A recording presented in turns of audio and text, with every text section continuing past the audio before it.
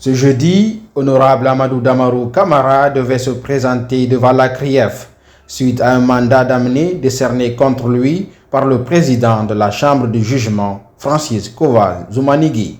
Pour ce faire, le parquet spécial a ordonné à aller prendre l'honorable Amadou Damarou de son lit de malade à l'hôpital sino-guinéen pour l'amener devant le juge. Ainsi, les agents qui ont été dépêchés par le ministère public sont revenus sans le prévenu. Selon une source hospitalière, l'ancien président de l'Assemblée nationale serait gravement malade. En effet, dès l'ouverture de l'audience du jour, tous les autres prévenus dans l'affaire se sont présentés à la barre. Par la demande du juge, le procureur spécial près la Cour de répression des infractions économiques et financières, Ali Touré, avait annoncé que le mandat d'amener est en cours d'exécution. L'établissement hospitalo-sanitaire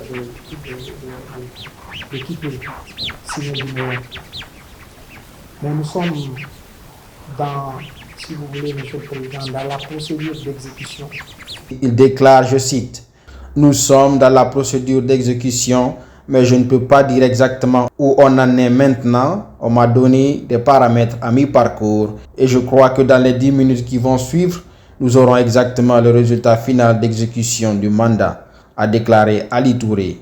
L'avocat de Michel Kamano, quant à lui, a souligné que la présence de Damarou Camara à la barre est nécessaire. La présence de M. Damarou Camara, pour nous, en ce qui concerne la défense de M. Michel Kamano, est absolument nécessaire. Donc les 10 minutes imparties par M. le procureur spécial nous paraissent convenables pour voir effectivement la suite à donner. Et je m'en remets à votre sagesse. Par ailleurs, l'exécution du mandat de comparution forcée s'est heurtée à l'opposition de l'hôpital qui n'a pas voulu libérer son malade. Un bulletin médical rendu public il y a quelques semaines devant la CRIEF indiquait que l'honorable Amadou Damarou Camara courait des risques d'un AVC.